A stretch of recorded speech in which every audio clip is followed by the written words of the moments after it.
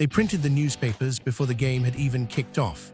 Brazil, champions of the world, 1950, the first World Cup since the war, and Brazil had built a monument to their own certainty, the Maracana in Rio, the largest stadium on earth.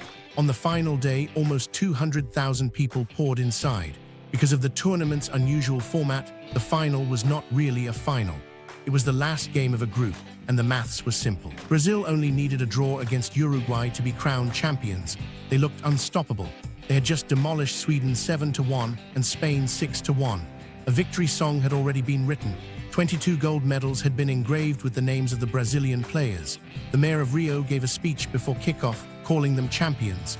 Uruguay's captain, Obdulio Vela, heard every word. Early in the second half, Brazil scored. The Maracana erupted. And then Vela did something strange. He picked the ball out of his own net, tucked it under his arm, and walked slowly to the referee, arguing, stalling, killing the noise, refusing to let Brazil's wave carry them away. When the game restarted, the spell had broken. Schiaffino equalized, and with 11 minutes to go, a winger named Gigia slipped past the goalkeeper Barbosa. 2-1, Uruguay. The largest crowd in football history fell completely, utterly silent. Jules Rimet, the president of FIFA, had a speech prepared in Portuguese. Instead, he wandered onto the pitch and handed over the trophy almost in secret.